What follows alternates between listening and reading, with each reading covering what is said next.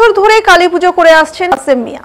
অন্যান্য বছরের মতো আলোর উৎসব দীপাবলিতে এই বছরও শ্যামা মায়ের আরাধনায় ব্রতী হন খয়েরপুরের পশ্চিম নোয়াবাড়ি এলাকার বাসিন্দা কাসেম মিয়া।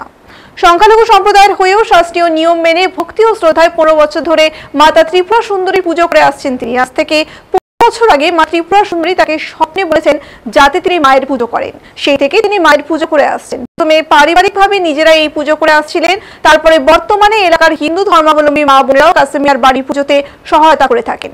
কাসেম মিয়ার পুজোকে কেন্দ্র করে হিন্দু মুসলিম উভয় সম্প্রদায়ের মানুষের সম্প্রীতির আনন্দে মেতে ওঠেন।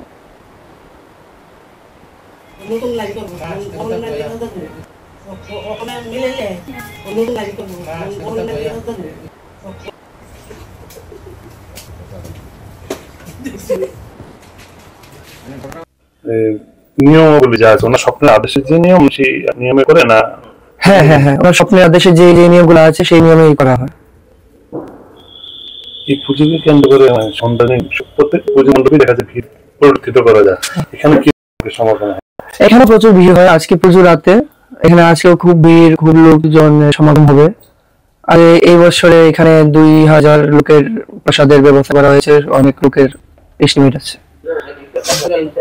এই যে পুজো কাজে পাশাপাশি সবাই এগিয়ে আসে কি অবস্থা? হ্যাঁ, পুজো কাজে কি সবাই এগিয়ে আসে? হ্যাঁ, সবাই মিলে আমরা পুজো কাজ করি। এখন তো সকাল মাত্র, এখন আস্তে আস্তে সবাই আসবে পুজো কাজে, সবাই হাতে বাড়িয়ে সবাই মিলে আমরা পুজো কাজ করি।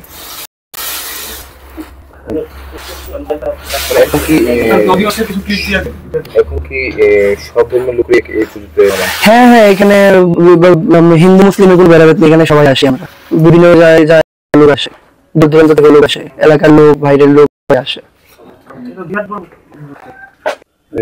নিয়মাবলী যা আছে ওনার স্বপ্নের আদেশের যে নিয়ম সেই নিয়মে করে না? হ্যাঁ হ্যাঁ হ্যাঁ, ওনার স্বপ্নের আদেশে যে নিয়মগুলো আছে সেই নিয়মেই করা হয়।